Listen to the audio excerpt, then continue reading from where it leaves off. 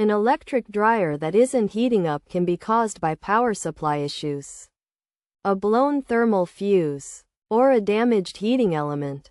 To address these problems, start by checking the power supply. Begin with the circuit breaker to ensure it hasn't tripped. Next, inspect the power cord for any signs of damage or wear, and replace it if necessary.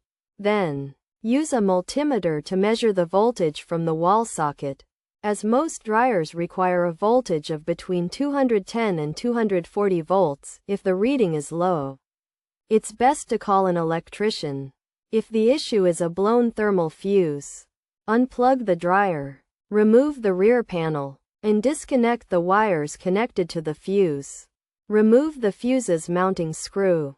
Take out the old fuse and replace it with a new one, securing it with the mounting screws and reconnecting the wires.